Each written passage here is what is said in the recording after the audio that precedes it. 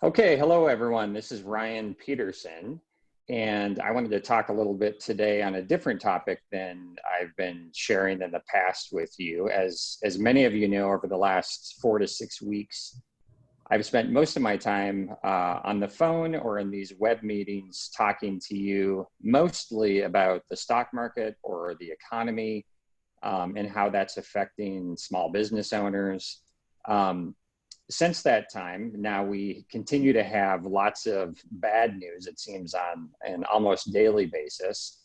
For example, the Paycheck Protection Program, which was supposed to help save a lot of small business owners, ran out of money within the first few days, and hopefully they're going to find some additional funding for that, but that's got a lot of people very stressed out. Any positive day in the stock market that we have seems to be followed the next day, like it was today, with a downturn for some reason. Today's reason, of course, was the price of oil crashed to historic lows. In fact, I just read a few minutes ago that the May contract for oil futures went below zero for the first time in history today. So unprecedented times.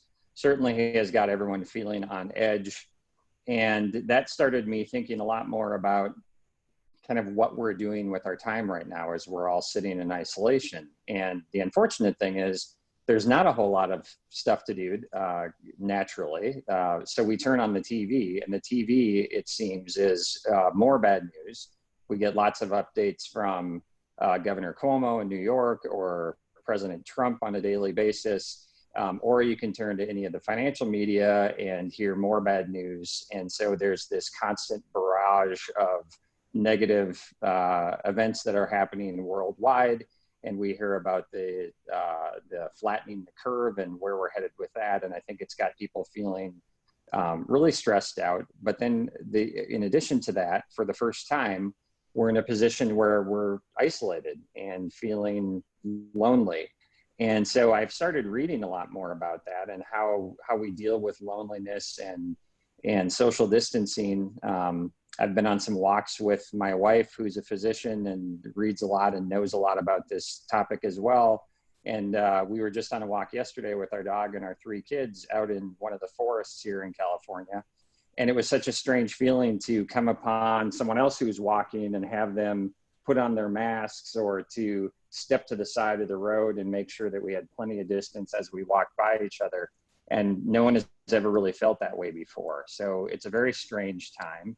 And as I was reading this last week, I came across an article that was written by my guest today about social distancing and public health and mental health specifically.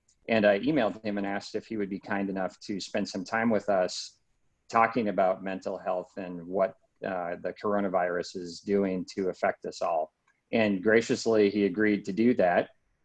So my guest today is Dr. Sandro Galea, and he is the Dean of Boston University's School of Public Health.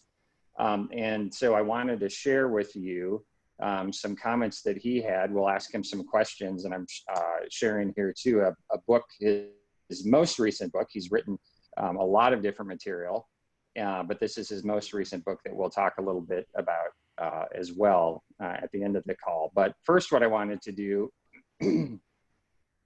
is just get into it with Dr. Galea, and maybe we can start with just talking about from the standpoint of social distancing, from long-term social distancing, and kind of pairing that with what most people haven't felt for a long time, and that's the significant financial loss in their personal wealth. How does all of this affect long-term mental health? Well, first of all, Ryan, thanks for having the conversation. When you reached out, I was happy you reached out, just because I think it is important for all of us to have these conversations. And I'm a firm believer that having the conversation is perhaps half the battle in a moment like this. So let me take a step back. So I have, in my adult career, studied trauma and its mental health consequences for about 20 years now. My group and I did some of the earliest studies, for example, about the mental health consequences of 9/11. And since then, We have studied disasters like Hurricane Katrina, Hurricane Ike. We've looked at terrorist attacks in the Middle East, Superstorm Sandy in New York. So we've actually done a fair bit of work trying to understand mental health after large-scale traumatic events.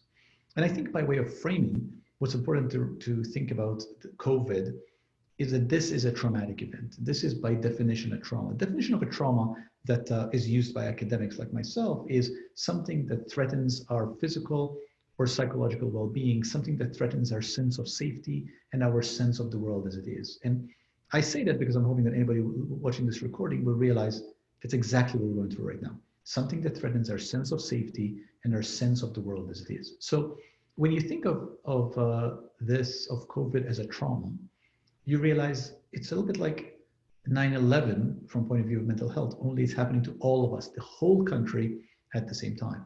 And I say this by way of giving it a sense of scope. I mean, you started the introduction by talking about the unprecedented times in terms of your lens, in terms of the world you operate in, which is the world of finance. This is an unprecedented trauma in terms of the world of thinking about health and how it's going to affect mental health. Now, you also alluded to the fact that social isolation is a part of this. So what we have going on are two things. One is COVID itself. It is a virus that is scary, that is affecting all our sense of safety, all our sense of security, and that is going to have its own mental health consequences. Second is our response to COVID. And our response to COVID is by distancing ourselves, and that is having economic and social consequences. And those consequences have their own mental health consequences. So in some respects, we have two forces, the trauma and the response to the trauma. If we had the trauma, let's say the virus came, we're afraid of the virus came and went, but the economy was kept doing what it was doing. If we didn't have the prelude that you gave yourself, that would be one thing. If we just had the economic shock, like we had, say, the 2008 recession, that would be one thing. But we now have them both at the same time. So when you have them both at the same time, it is entirely to be expected that we are going to have substantial mental health consequences in the whole population of this event. And those consequences are, it's impossible to tease them apart. I mean, are the consequences directly of being afraid of the virus? Are the consequences directly because of the financial shock? Are they the consequences of the social isolation? There's no scientific way to tease those apart. All these forces conspire together to create mental health consequences. So let me pause there because I've spoken a lot and I want to make sure I'm directed by your questions, but I could keep going. So you go ahead. No, that was great, because one of my questions to follow up was, how is this different from 9/11 and 2008? And you actually commented on both of those, but can you talk a little bit more about it? Because that was something that was very traumatic, but isolated and didn't have this lingering effect. So, here's what's interesting, and then I'll talk a little bit about what we might expect after these events then. So after 9/11, my team did a number of studies that looked at depression and post-traumatic stress disorder after 9/11. And what we found was that there was a high burden, prevalence is the word we use, of depression and PTSD in lower Manhattan and in Western Brooklyn, the parts close to 9/11. And then as you go further away from the World Trade Center towers, as you get into Long Island, you get into northern New York City, you get into Connecticut, or you get into Philadelphia, the prevalence goes down. So the closer you are to the event, the more the burden of mental health problems, the further away, the less the burden. Now, if you think about it, it's hard to wrap your brain around where there is less burden from the sphere right now. It is almost like the trauma is affecting the whole country equally, because even if you are in areas where you're in California, there has been a lower density of viral cases, but it doesn't mean that you're any less worried about it than if you are in New York or if you are in Massachusetts, where I am. So we've all been affected by the trauma at the same time, in the same way. So we're going from something like 9/11, where you had a relatively small number of people who were directly physically affected by the event, to something like this, where essentially the entire country, 90% plus of the country is under some form of stay-at-home or physical distancing order right now. And really the entire world, not just... And the entire world, yeah, I'm just not only about the US, but the entire world. Yeah. That is just extraordinary. There's just an extraordinary breadth of people who are affected. So then the question becomes, okay, so what might we expect? Well, broadly speaking, what happens after these events is you have an increase in what we call mood anxiety disorders. So mood anxiety disorders are in the spectrum of depression, severe anxiety, increased smoking, increased drinking, increased risky behavior. That's broadly the spectrum. Post-traumatic stress disorder is part of that. Now, what I think is important to do is to distinguish normal reactions to mental health problems. So what's a normal reaction? Look, this is a scary time. It is normal to be sad. It's normal to be anxious. It's normal to fret. This is a scary time. Those are normal reactions. These reactions become mental health problems when they start interfering with your daily function, be that function the personal function or be that a professional function. So if my sadness and my sleeplessness and my lack of energy starts interfering with my being able to do my job, or if that starts interfering with my capacity to relate to my spouse, then it becomes a mental health problem. If my anxiety, if my feeling jumpy, if my feeling so worried about any time I turn the corner that I might actually catch a virus, if that starts interfering with my relating to my kids or my relating to my parents, then it becomes a mental health problem. So we need to recognize that some reaction to sad, frightening, anxiety-provoking circumstances like now, those are normal, that's fine.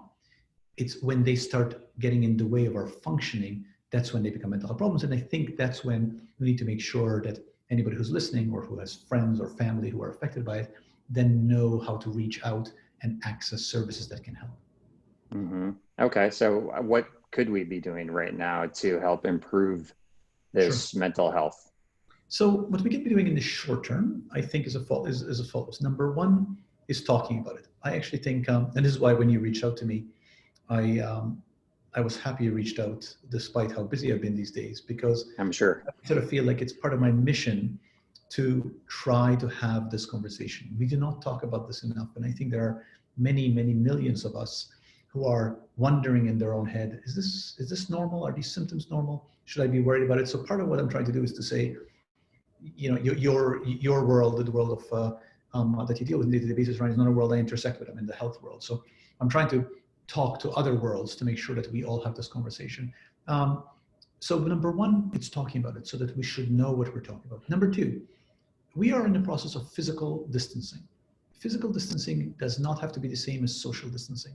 So we have a responsibility to reach out to connect with, to be a part of the lives of people who are physically distant from us. Now that takes effort. That takes effort across Zoom, across any digital platform. But it is the reinventing of the old-fashioned phone call. It is the reconnecting with people, particularly people who we know are vulnerable. And people who are vulnerable are people who are living by themselves, who are perhaps single parents, people who are having a hard time with their kids, people having a hard time looking after their elderly parents. Those are all people who are vulnerable, and those are all people who we can reach out to help through this time. So number one, talking about it. Number two is through social connection. Number three, if you are having these symptoms, which I described as normal symptoms, normal reactions, which you're sad, you're anxious, you're worried, I think it's important to be aware of them. I think there are a number of sort of online devices and chat bots that one can actually talk about those things. And I think if you find those useful to you, that's fine. I think actually one should avail themselves of them. Number four, if one's sadness, one's anxiety, one's nervousness about this gets to a point where it's interfering with you being able to live your life, to do your personal function, your professional function, then you need to get help. Then you need to get professional help. And one can get professional help through any number of ways. I mean, through any number of health insurers. There are mental health, behavioral health call lines where you can actually talk to a human. They can do a screening and connect you to a mental health provider who can then figure out what the right step is. So it really is a stepped approach. Number one, we talk about it. Number two, we make sure we're as socially connected as we can. Number three, if one has mild symptoms, one has symptoms of anxiety, being a little bit sad, then either talk to humans around them or else use online approaches to deal with it. Number four, if any of this is interfering with one's personal and professional function, then get help. Mm-hmm. Okay, that's great. Can we drill down just a little bit on business owners specifically? So a lot of my friends and colleagues and clients are physicians and dentists and restaurant owners and winery operators realtors, other financial advisors, just various types of closely held small business owners. So these people, in large part, have been very successful in the past and don't typically have the time to attend all their kids' activities or spend as much time with their spouse or partner as they would like to.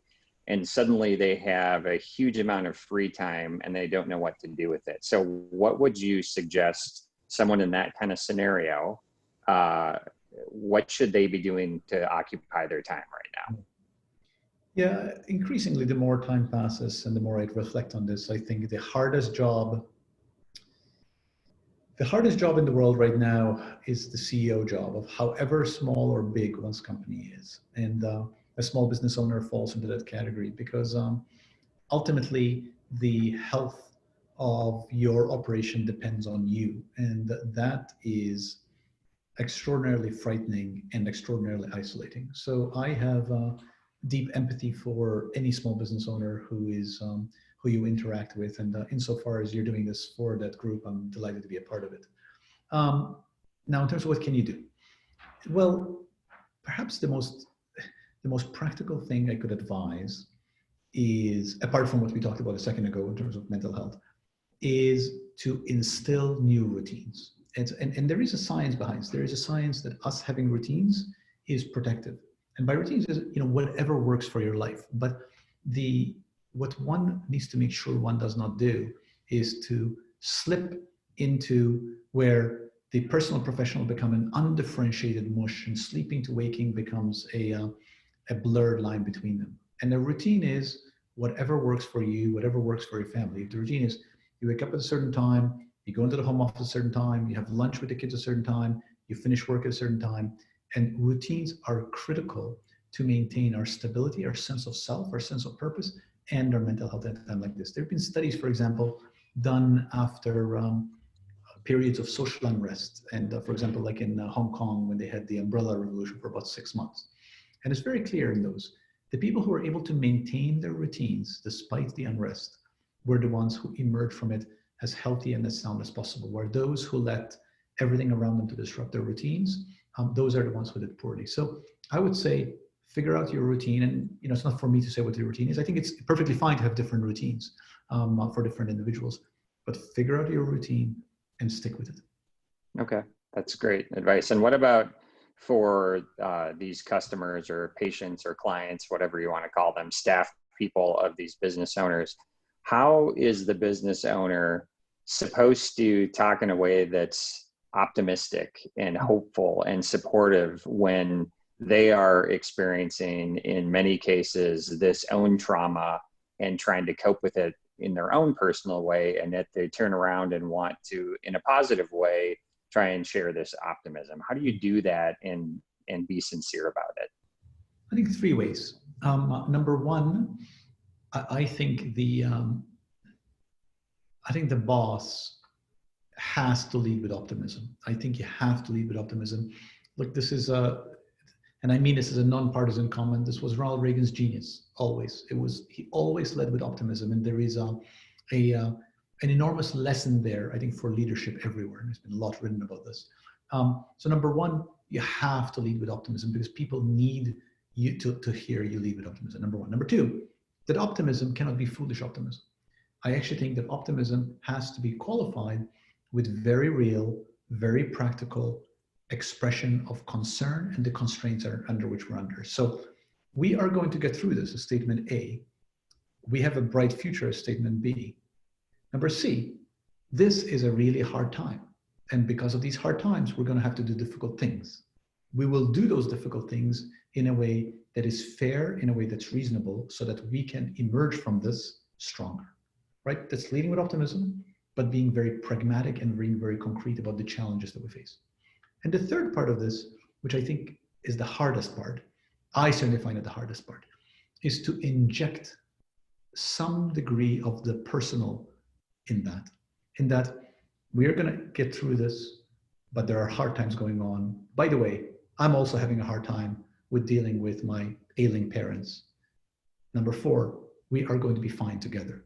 So I think it's a mistake for the leader to come across as sort of this a robotic optimism machine that is making calculations about what is right and what is not, without where the people, the employees, cannot see the human side of the leader. But I also think, by the way, it's a mistake for the leader to err completely on the side of spending all their time on personal disclosure without realizing that the leader is the adult in the room. The leader's responsibility is to say, let me paint the picture. We are going to be okay, but to be okay, we have to do hard things together.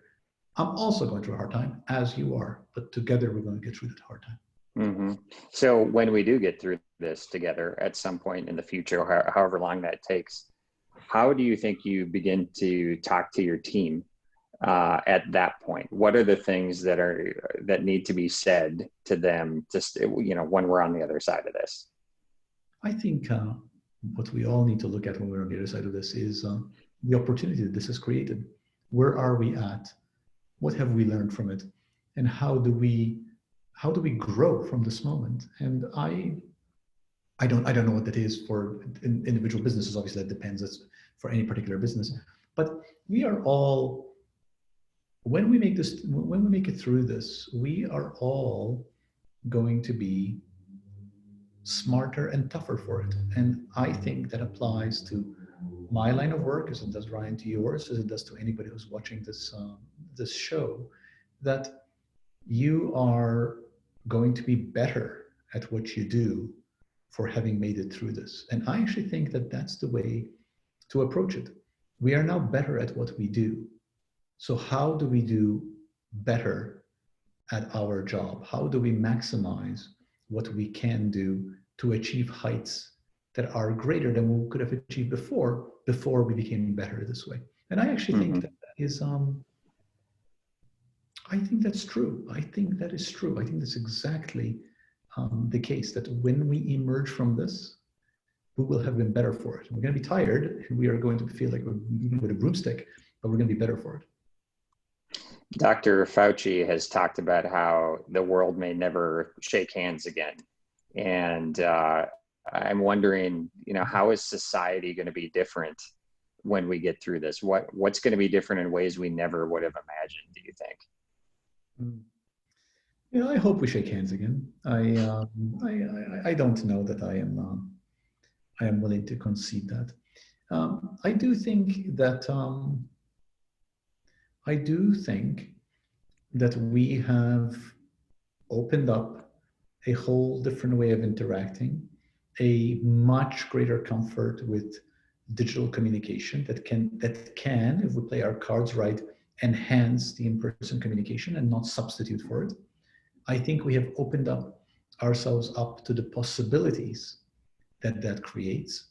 But I also don't think that any of that is ever going to substitute for the intimacy of physical connection, for the interpersonal relationships that people form by being in close proximity to one another. And now this is me leading with optimism, we're going to get back to that. We will get back to that. And it'll take a few months, but we will get back to that. And if we can do that while at the same time using technologies that we have now become familiar with to allow us to do our meetings, perhaps need to travel less because now we have learned how to do meetings in a combination of in-person and digital.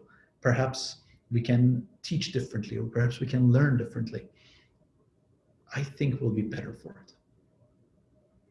So I remember after 9/11, how it seemed for some period of time, we weren't divided as a country as we seem to be so much now, politically, certainly. But it seemed like we all felt like you weren't a New Yorker versus someone from New Jersey, or you weren't someone from the West Coast or the East Coast. We were just all in this together, trying to recover. And it seemed like that lasted for a while. There was some effect that was very positive on society, but then it kind of seemed to go back to normal after a period of time. Do you feel like that's going to happen with the coronavirus crisis as well? Or do you think there'll be a more lasting positive effect that comes out of this? I think it would be a shame if we don't have a more long-lasting positive effect. I'm perhaps less optimistic about this one than I was about the other one, just because I feel like our moment has been so colored by political and partisan division. And I think colored is the right word. And by colored, I mean red and blue. And I must admit that pains me a little bit. And I would like the moment to appeal to the better angels of our nature. I'd like the moment to appeal to us at a level where we can say, we are better than this. We are better than allowing partisan divides to say color how we balance the strengths and weaknesses of when we re-enter society and how we balance the economic harm with the potential risk from virus. I mean, these should be rational decisions made by rational people together, balancing what's good for the whole. I do think that there will be a massive reanalysis of this over the next several years, and I hope there is. I do think that we will learn from it. And from a silver lining point of view, if we emerge from this saying we need to invest in the health infrastructure to keep us safe if this happens again and it's more lethal than this one, and we need to invest in the conditions that create a healthy world, this will have done us a massive favor if we do that. If we do not do that, we'll have been a year or two of our lives lost. Mm-hmm. Well, that would be terrible if that happened. It would be, and we shouldn't let it happen. I think it's within our control to do this. And I think we, and by we, I mean we, the people, need to insist that we emerge from this stronger. And to do that, we need to say to ourselves, what did we learn? What are the lessons we learned? How do we create a system that can protect us? And how do we make sure that we actually invest in our health so that we're not taking it for granted? So when something bad happens, we can be as healthy as can be, to face it together as healthy as can be. And these are, you made reference to my book before we started. These are some of the conversations. I mean, the book was written before COVID, obviously, but that we talk about that we need to have together. What is the role of having livable wages, having gender equity, having safe housing, availability of nutritious food, clean air, drinkable water, to the end of creating a healthier world? That is what we should be investing in so that we can have a world that is healthy and for all of us.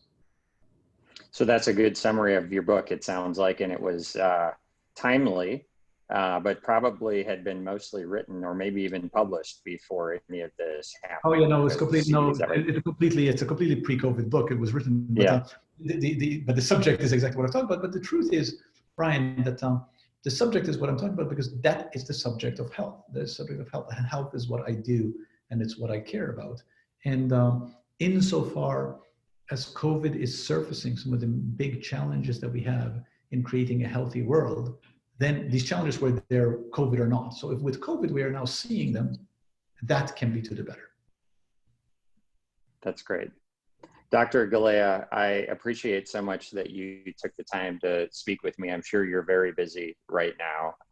And hopefully sharing this with the people that this will be sent out to will have something more positive to look at than so much of what the media is sending us right now. And I appreciate your time. Ryan, thank you for reaching out to me. And I wish everybody well. This is a difficult time, and I hope everybody stays well and stays safe and maintains the sense of optimism that we will emerge from this. And I think what is important is that we think through together how we emerge from it stronger. So everybody, good luck. That's great. Thanks very much. Talk to you all soon, I'm sure.